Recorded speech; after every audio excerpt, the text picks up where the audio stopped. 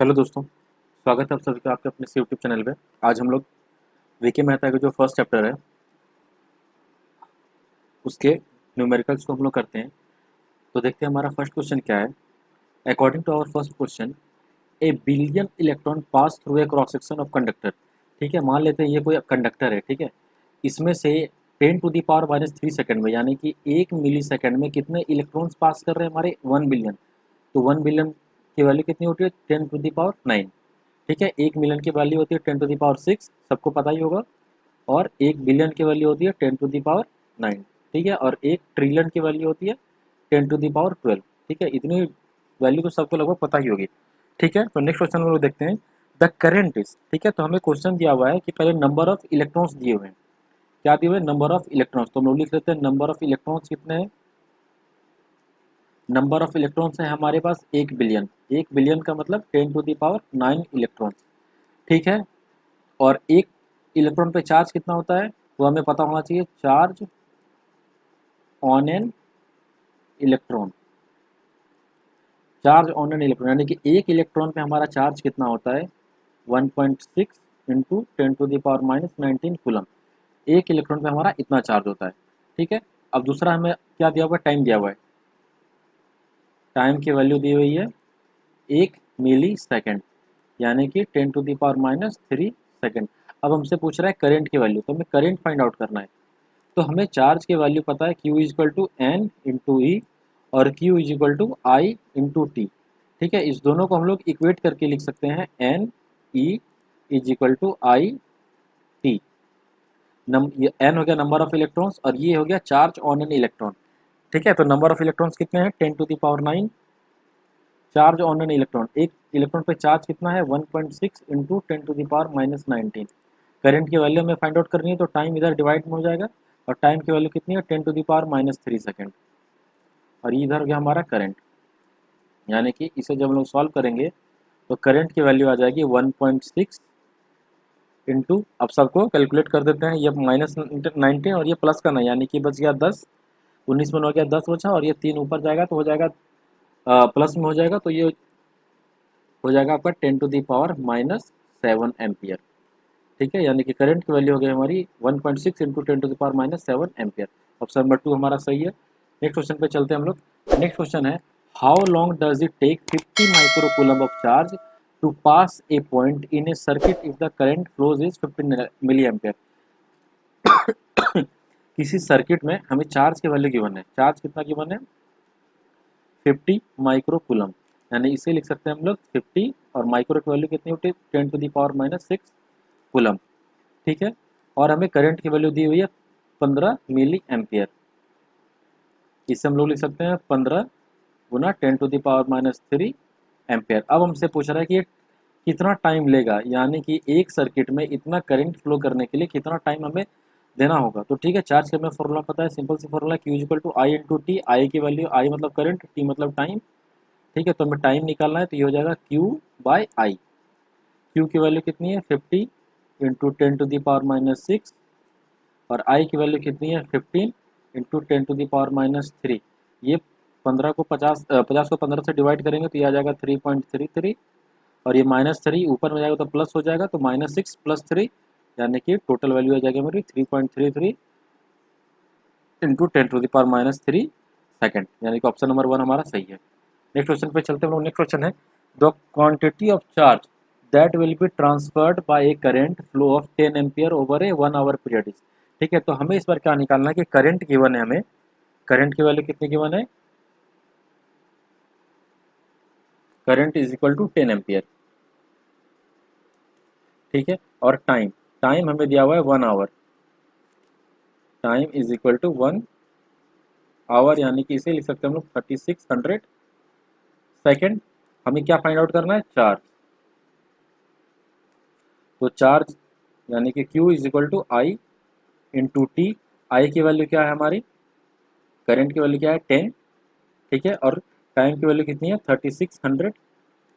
इसे जब हम लोग कैलकुलेट करेंगे तो इसे लिख सकते हैं 3.6 इंटू 10⁴ कूलम। ठीक है, चार्ज के ऐसा यूनिट कूलम होती है, तो हम लोग लिखते हैं 3.6 इंटू 10⁴ कूलम। ऑप्शन नंबर 2 हमारा सही है। नेक्स्ट क्वेश्चन पे चलते हैं हम लोग। नेक्स्ट क्वेश्चन है हमारा the potential difference of an energy source that provides 50 milli joule of energy.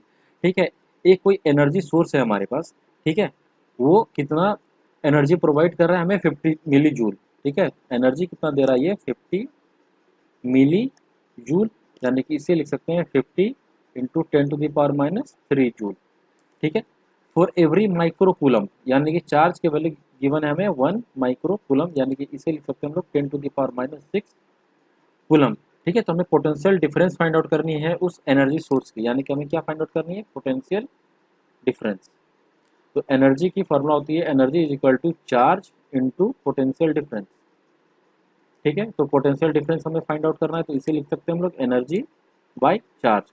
Energy की वैल्यू कितनी गिवन है 50 इंटू 10⁻³ और चार्ज हमारा कितना है 10⁻⁻6। ये जब ऊपर जाएगा तो प्लस में आ जाएगा, यानी इसे लिख सकते हैं हम लोग 50 इंटू 10⁻3, यानी इसे लिख सकते हैं हम लोग 50 किलो वोल्ट, यानी उस एनर्जी सोर्स की पोटेंशियल डिफरेंस है हमारी 50 किलो वोल्ट, यानी कि ऑप्शन नंबर 4 हमारा सही है।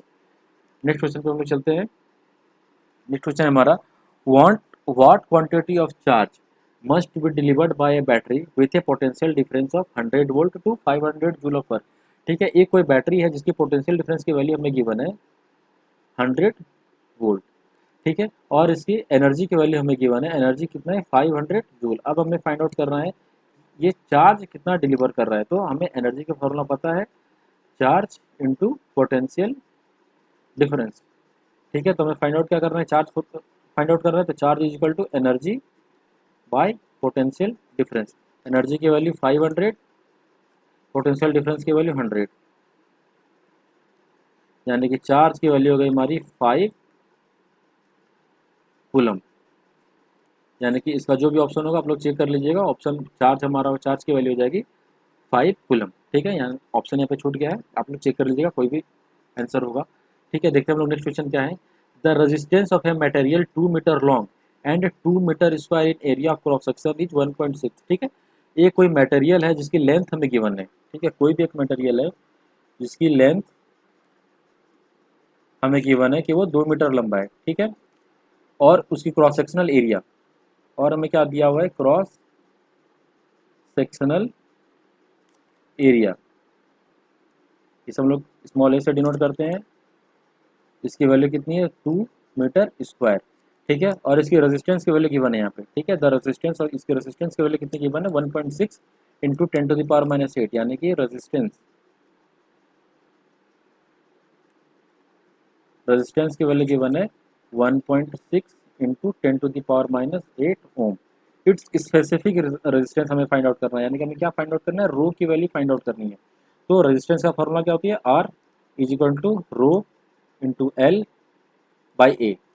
ठीक है, तो हमें क्या फाइंड आउट करना है, रो फाइंड आउट करना है, रो को इधर लिखेंगे, बाकी ए को इधर ले जाएंगे, तो हो जाएगा R into A by L, तो rho is equal to R, resistance की वैल्यू है 1.6 इंटू 10⁻⁻8, एरिया की वैल्यू में गिवन है 2 मीटर स्क्वायर। ठीक है, और लेंथ हमें, सॉरी यहाँ पे, हाँ एरिया 2 मीटर स्क्वायर और लेंथ हमें गिवन है यहाँ पे 2, तो 2 2 कट गया, यानी कि स्पेसिफिक रेजिस्टेंस की वैल्यू आ गई हमारी 1.6 इंटू 10⁻⁻8 ओम मीटर। ठीक है, ये मोस्ट इंपॉर्टेंट है, ये एग्जाम में बहुत बार आता है कि स्पेसिफिक रेजिस्टेंस की यूनिट क्या है। ठीक है, तो हम याद रखेंगे कि स्पेसिफिक रेजिस्टेंस की जो यूनिट है वो है ओम मीटर, यानी कि ऑप्शन नंबर 1 हमारा सही है। नेक्स्ट क्वेश्चन पे चलते हैं हम लोग। नेक्स्ट क्वेश्चन है हमारा, एक copper wire of resistance R not is stretched till its length is increased N times of its original length, its resistance now will be. ठीक है, एक कॉपर वायर है, मान लेते हैं ये हमारा कोई कॉपर वायर है। ठीक है, इनिशियल फेज में मान लेते हैं इसकी लेंथ है एल।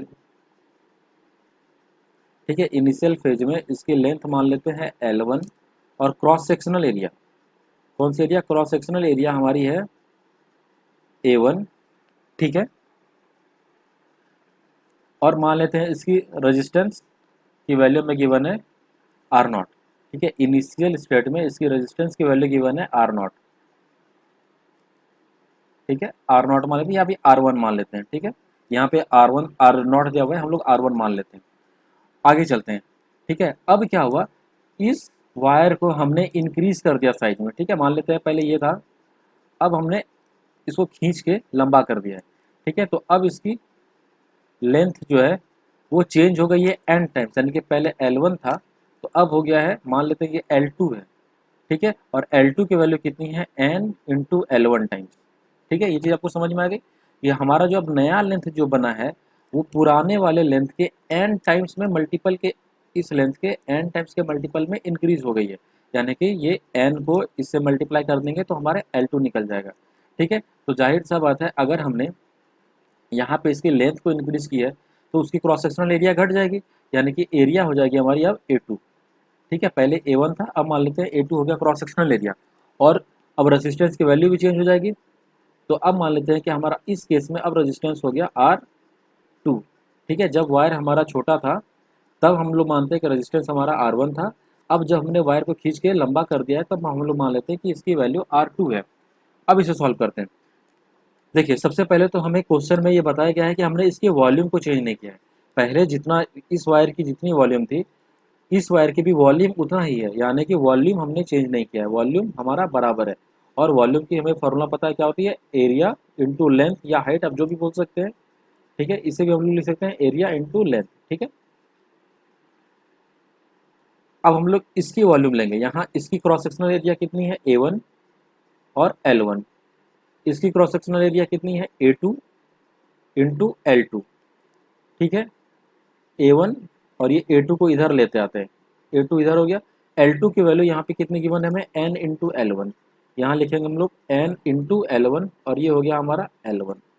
ठीक है, ये L1 इधर आ गया, ये L1 L1 कट गया, तो हमें पता चल गया A1। अब यहाँ निकाल लेते हैं हम लोग A2/A1, पलट देते हैं इसे, A2/A1 की वैल्यू आ गई 1/n।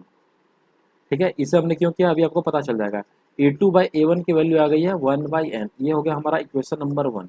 अब यहाँ से आते हैं, L2 इज इक्वल टू है हमारा n इंटू L1। यहाँ से इस वाले पोजीशन से हम लोग यहाँ से आते हैं, L2 is equal to n into L1, यानी कि L1/L2, L2 को इधर लेते आते हैं और n को इधर भेज देते हैं, तो ये हमारा हो जाएगा 1/n, यानी कि L1/L2 इज इक्वल टू हो जाएगा हमारा 1/n। अब हम लोग देखते हैं कि यहाँ पे इनिशियल फेज में, ठीक है, इनिशियल फेज में हमारा रेजिस्टेंस कितना होता, R1 is equal to specific resistance into L1 into A1। ठीक है, सेकेंड केस में हमारा रेजिस्टेंस कितना हो जाएगा, सेकेंड केस में हमारा रेजिस्टेंस हो जाएगा R2 इज इक्वल टू रो। देखिए, स्पेसिफिक रेजिस्टेंस कभी भी इसकी फिजिकल प्रॉपर्टी पे डिपेंड नहीं करती है। इस वायर को हम लोग कितना भी छोटा बड़ा लंबा कर दें, इसकी इसे स्पेसिफिक रेजिस्टेंस की वैल्यू चेंज नहीं होने वाली है। ठीक है, तो स्पेसिफिक रेजिस्टेंस हमारा सेम ही रहेगा, सिर्फ लेंथ चेंज हो जाएगा और एरिया चेंज हो जाएगा। इस केस में हमारा लेंथ कितना हो जा रहा है, L2, R1 यहाँ 1 होगा। ठीक है, क्रॉस सेक्शनल एरिया 1 यहाँ पे 1 लेंगे और L2/A2। ठीक है, अब हम लोग क्या करेंगे, R1/R2 डिवाइड कर देते हैं, ये हो जाएगा हमारा rho into L1/A1 divided by rho into L2/A2। ये हमारा हो गया R1/R2 is equal to rho into L1/A1 into A2 ऊपर चले जाएगा और नीचे आ जाएगा रो इंटू L2। ये रो कट गया। अब हमारा हो गया R1/R2 is equal to L1, L2 को इधर लेते आते हैं, L2 इंटू A2/A1। अब आप लोग को समझ में आ जाएगा कि हमने यहाँ पे 1/n क्यों निकाला था। देखिए, L1/L2 की वैल्यू कितनी है, यहाँ से हम लोग देखेंगे L1/L2 की वैल्यू है 1/n। ठीक है, 1/n। A2/A1 की वैल्यू कितनी है, A2/A1 की वैल्यू है 1/n, यानी कि ये हो गया हमारा 1/n स्क्वायर, यानी कि हमारा जो नया रेजिस्टेंस हो जाएगा उसकी वैल्यू हो जाएगी R2 is equal to n square R1। ठीक है, हमने यहाँ पे R1 माना था, यहाँ पे एक्चुअली में R0 है, तो हम लोग यहाँ पे लिख देंगे R0। ठीक है, देखिए सब कुछ हम लोग यहाँ पे 1 माना था, इसीलिए हमने R1 के जगह R0 की जगह में यहाँ 1 कर दिया था, ताकि जब हम लोग इसे सॉल्व करें तो कैलकुलेशन में प्रॉब्लम ना हो।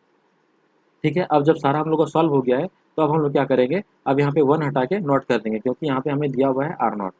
तो R2 की वैल्यू आ गई हमारी n स्क्वायर इंटू R0, यानी कि ऑप्शन नंबर हमारा 1 सही है। और इस फॉर्मूला को हम लोग दोस्तों याद रखेंगे, इस फॉर्मूला को हम लोग इसलिए याद रखेंगे क्योंकि इस पे आगे चल के न्यूमेरिकल्स है। तो क्वेश्चन नंबर 37 याद रखिएगा और ये फॉर्मूला याद रखिएगा कि अगर किसी वायर को हम लोग n टाइम्स इंक्रीज कर देते हैं तो उसकी वैल्यू हो जाती है n स्क्वायर आर नॉट। ठीक है, अब हम लोग नेक्स्ट क्वेश्चन पे चलते हैं। नेक्स्ट क्वेश्चन है हमारा, the resistivity of a material is 2 into 10⁻⁸ ओम पर मीटर। ठीक है, किसी भी मटेरियल की रजिस्टिविटी हमें गिवन है 2 इंटू 10⁻⁸ ओम मीटर। आगे चलते हैं, what will be the resistance of a hollow pipe of the material of length 1 metre and having inner and outer radii.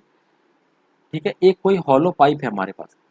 ठीक है, मान लेते हैं कि हमारे पास ये कोई हॉलो पाइप है। पाइप कुछ ऐसा दिखता है।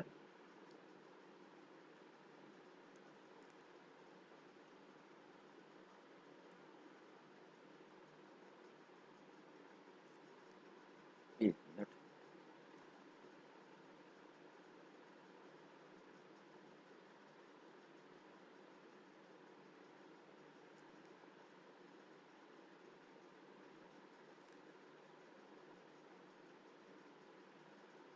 ठीक है, ये हमारे पास कोई पाइप है। अब हमें क्या गिवन है कि इसकी जो वो लेंथ है, ठीक है, इसकी जो लेंथ है यहाँ से लेके यहाँ तक कितनी है, इसकी लेंथ 1 मीटर। उसके बाद इनर एंड आउटर रेडाई। ठीक है, ये जो हमारा रेडाई है यहाँ से लेके यहाँ तक की जो वैल्यू है वो है 10 सेंटीमीटर, ये वाली वैल्यू। ठीक है, इनर वाली। और ये जो आउटर रेडाई है यहाँ से लेके यहाँ तक, इसकी जो वैल्यू है ये है हमारी 20 सेंटीमीटर। यानी कि इसे लिख सकते हैं हम लोग 0.2 मीटर और इसे लिख सकते हैं 0.1 मीटर। इस मटेरियल की स्पेसिफिक रेजिस्टेंस हमें गिवन है 2 इंटू 10⁻⁸ ओम मीटर। जो जो गिवन है लिख लेते हैं। लेंथ हमें गिवन है 1 metre. Inner radii, inner radii हमें गिवन है 0.1 मीटर और आउटर रेडाई हमें गिवन है 0.2 मीटर। तो रेजिस्टेंस की फॉर्मूला क्या होती है, रो इंटू एल बाई ए। यहाँ पे ए में हम लोग क्या लेते हैं, क्रॉस सेक्शनल एरिया लेते हैं। ठीक है, क्रॉस सेक्शनल एरिया हमारा क्या होता है, किसी भी एक छोटा सा सेक्शन, कोई भी एक छोटा सा सेक्शन। तो क्रॉस सेक्शनल एरिया की जो हम लोग पहले फॉर्मूला लेते थे वो लेते थे pi R square. Pi R square इसलिए लेते थे क्योंकि मान लेते हैं अगर कोई हमारे पास वायर है, ठीक है, ये मान लेते हैं हमारा ये वायर है, तो हम लोग ये पूरा लेते थे।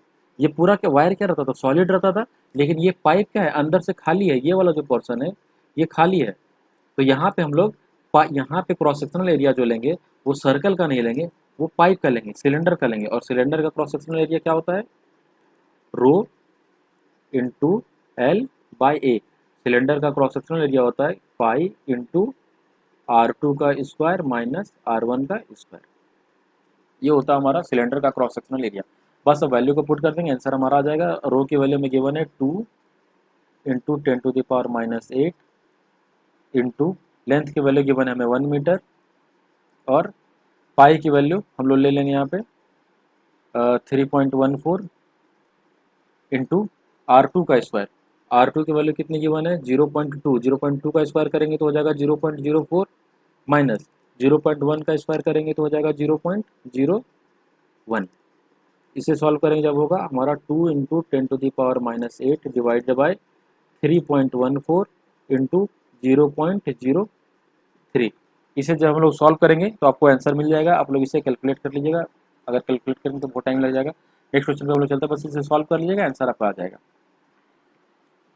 नेक्स्ट क्वेश्चन देखते हैं हम लोग दोस्तों। नेक्स्ट क्वेश्चन है हमारा, a copper wire is stretched so that its length is increase by 0.1%। अभी अभी हमने क्वेश्चन नंबर 37 में किया था, उसमें हमने देखा था कि अगर कोई वायर है मेरे पास जिसकी लंबाई मान लेते हैं कुछ है, अगर उसे हम लोग उसकी लंबाई को हम लोग n टाइम्स इंक्रीज कर देते हैं तो उसकी वैल्यू कितनी हो जाती है, एन स्क्वायर आर नॉट। मतलब कि पहले जितनी इसकी रेसिस्टेंस थी, मान लेते हैं इसकी रेसिस्टेंस की वैल्यू थी पहले आर नॉट, तो अब इसकी कितनी वैल्यू हो जाएगी, एन स्क्वायर आर नॉट। तो हमने इसकी वैल्यू को इंक्रीज कितना किया है, 0.1%। 0.1% का मतलब हुआ 0.1% को जब हम लोग नंबर में चेंज करेंगे तो पॉइंट जाएगा नीचे, जीरो आएगा। यानी कि अगर ये पहले 1000 मीटर लंबा वायर था तो अब हमने इसकी वैल्यू को चेंज करके बढ़ा दिया है। कितना बढ़ा है? 0.1%। मतलब कि अगर पहले ये 1000 मीटर था तो अब हो गया है ये हमारा 1001 मीटर। ठीक है, पहले हमारा 1000 मीटर लंबाई था, अब हमने इसे बढ़ा के बना दिया है 1001 मीटर का। तो अब हमारा नया रेजिस्टेंस कितना हो जाएगा? तो हम लोग मान लेते हैं ये हो गया एन स्क्वायर आर नॉट और ये हो गया एन स्क्वायर आर नॉट। यहाँ पे एन की वैल्यू है 1000, यहाँ पे एन की वैल्यू है 1000/1। ये चीज़ ध्यान रखिएगा, यहाँ पे एन की वैल्यू 1000, तो यहाँ हम लोग मल्टीप्लाई करेंगे 1000 का स्क्वायर इंटू आर नॉट, और यहाँ लिखेंगे हम लोग 1001 का स्क्वायर इंटू आर नॉट।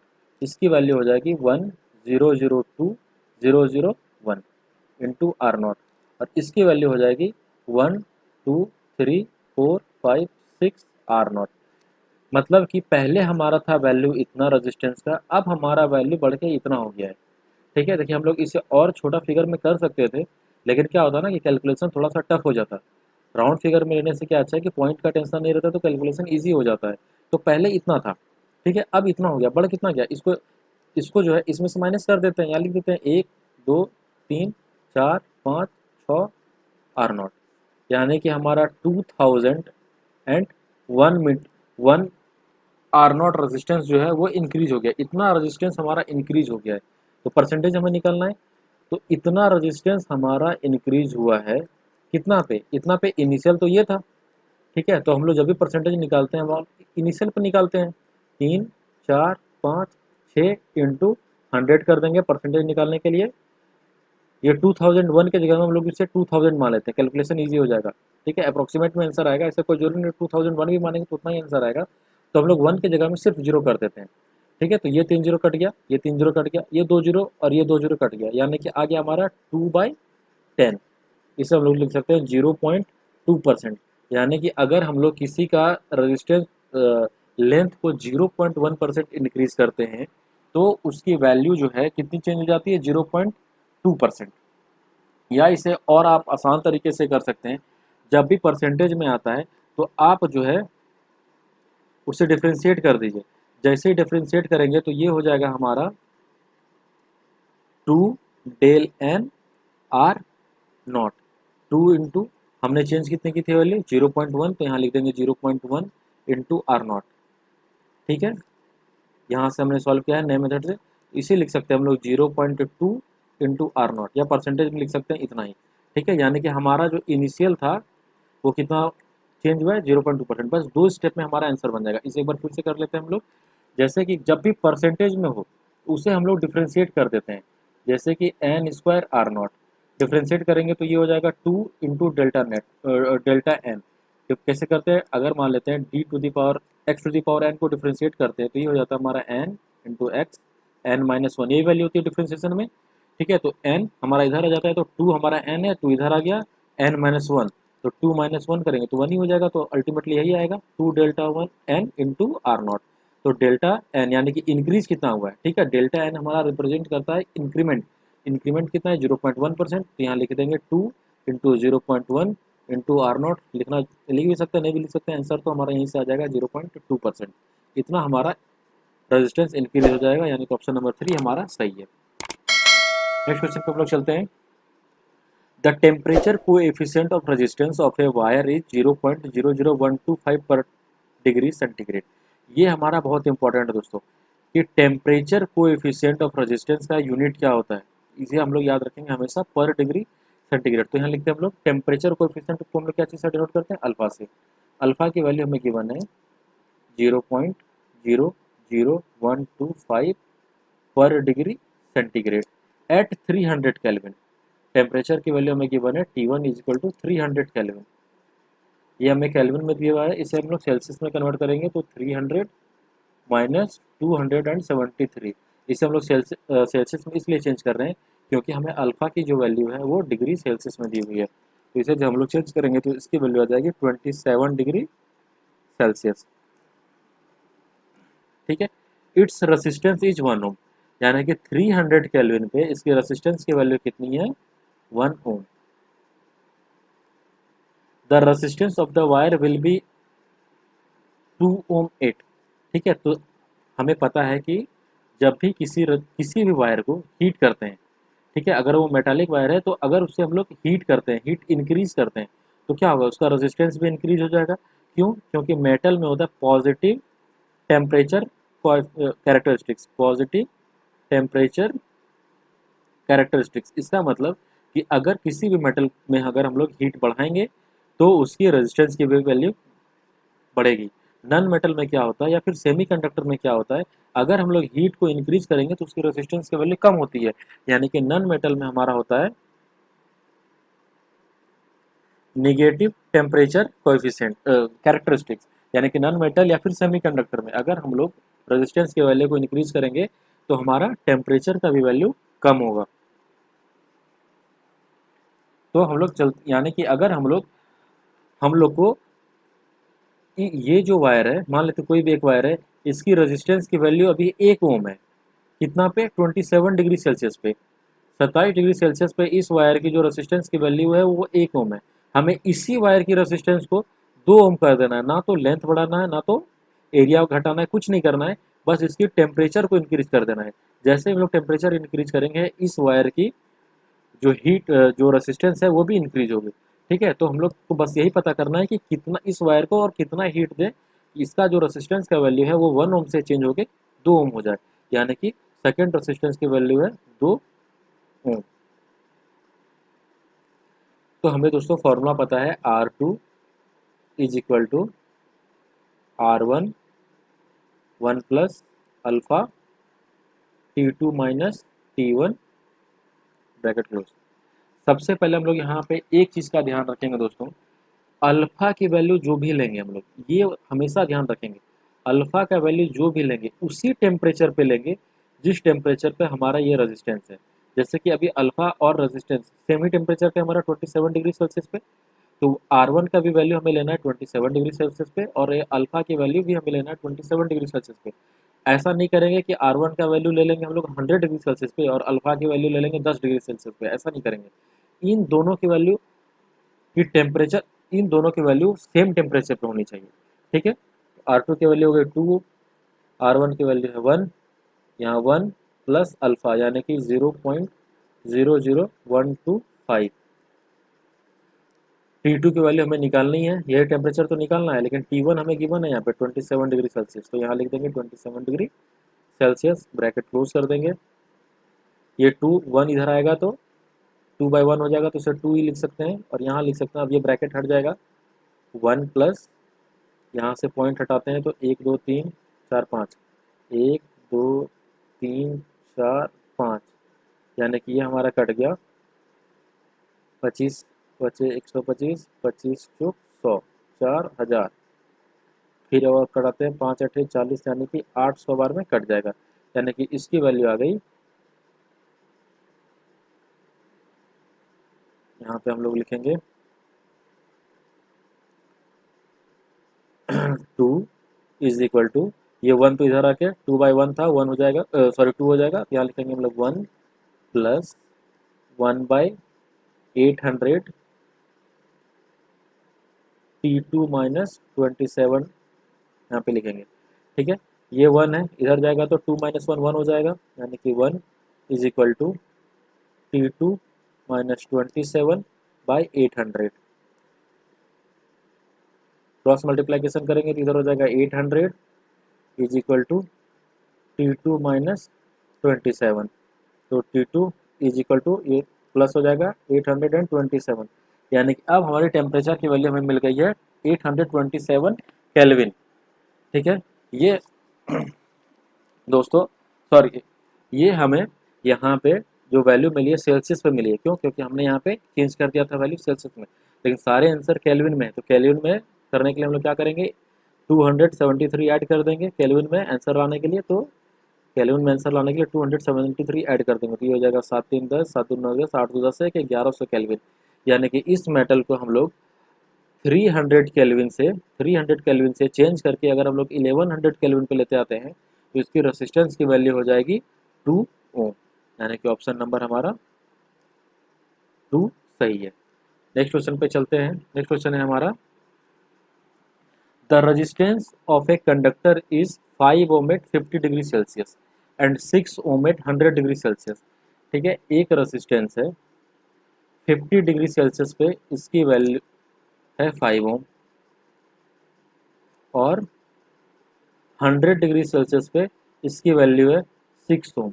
तो हमें फाइंड आउट करना है कि जब ये 0 डिग्री पे होगा तब इसकी वैल्यू कितनी होगी। तो हमें पता है R2 is equal to R1 1 plus alpha 1 T2 minus T1। ये हमारा R2 हो गया, ये हमारा हो गया R1। R2 की वैल्यू है 6 ओम, R1 की वैल्यू है 5 ओम। यहाँ पे लिखेंगे 1 प्लस अल्फ़ा, यही तो हमें फाइंड आउट करना है। अल्फ़ा 1 की वैल्यू पता नहीं है, अल्फ़ा लिख देंगे यहाँ।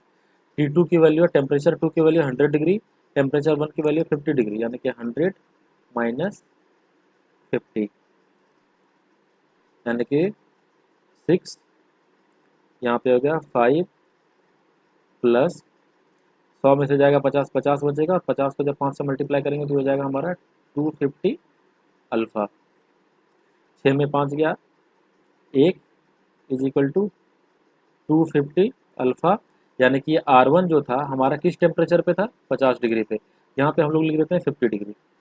ऐसे समझने में हमें आसानी होगी कि ये जो अल्फ़ा की जो वैल्यू निकल रही है वो 50 डिग्री पे निकल रही है। ठीक है, यानी कि अल्फ़ा 50 डिग्री की वैल्यू हमारी निकल गई 1/250। ठीक है दोस्तों, तो सबसे पहले हम ये जान लेते हैं कि हमें निकालनी है वैल्यू 0 डिग्री सेंटीग्रेड पे। 0 डिग्री सेंटीग्रेड पे हमें अल्फ़ा की वैल्यू 0 डिग्री पे पता होनी चाहिए। अभी हमें किताब क्या पता है, अल्फ़ा 50 की वैल्यू पता है। तो अल्फ़ा नॉट की वैल्यू होती है 1/1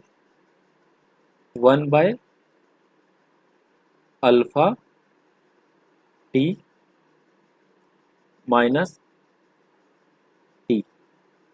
ठीक है, यानी कि अल्फ़ा नॉट की वैल्यू हमारी हो जाएगी यहाँ पे 1/1। ठीक है, यहाँ पे अल्फ़ा 50 की वैल्यू है 1/250। ठीक है, दोनों को जब क्रॉस मल्टीप्लिकेशन करेंगे तो 1/अल्फ़ा 50 की वैल्यू हो जाएगी 250, यहाँ लिख देंगे 250 माइनस टेम्परेचर कितना है हमारा 50 डिग्री, तो यहाँ लिख देंगे 50 डिग्री, यानी कि हमारा अल्फ़ा नॉट का वैल्यू निकल गया 1/200। अब हम लोग सॉल्व कर सकते हैं, हम लोग आर नॉट की वैल्यू निकाल सकते हैं, यानी कि R1 is equal to R0 1 plus alpha not T2 minus T1। R1 इसको मान लेते हैं हम लोग R1, तो ये हमारा वैल्यू है 5 ओम। R0 की वैल्यू हमें फाइंड आउट करनी है, ये हो गई हमारी 1 प्लस अल्फ़ा नॉट की वैल्यू हमने फाइंड आउट कर ली है 1/200। T2 की वैल्यू कितनी है 50 डिग्री, यहाँ पे लिख देंगे 50, और T1 की वैल्यू कितनी है 0 डिग्री, हमें कितने पे निकालनी है 0 डिग्री पे, यहाँ पे लिखेंगे 0। ठीक है, 5 is equal to R0 1 plus 50 में 0 गया 50/200, ये 4 बार में कट जाएगा, यानी कि इसकी वैल्यू है 5 इज इक्वल टू 4 का 4 1 5/4, R0 इंटू 5/4, 5 5 कट गया, यानी कि R0 की वैल्यू आ गई 4 ओम। यानी कि ये जो वायर है हमारा दोस्तों, ये 0 डिग्री सेंटीग्रेड पे इसकी वैल्यू हो जाएगी रेसिस्टेंस की 4 ओम।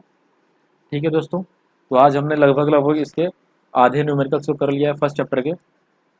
अब इसके बाकी सारे चैप्टर्स को, बाकी सारे न्यूमेरिकल्स को नेक्स्ट पार्ट में करेंगे।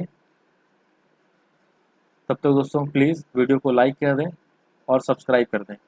अगर अच्छी लग रही है तो अपने दोस्तों के साथ शेयर भी कर दिया करें। मैं इतनी मेहनत कर रहा हूँ दोस्तों, तो इस मेहनत को अगर आप लोग अप्रिसिएट करना चाहते हैं और आप चाहते हैं कि मैं इस मेहनत को जारी रखूँ, तो प्लीज़ कम से कम लाइक कर दें और सब्सक्राइब कर दें।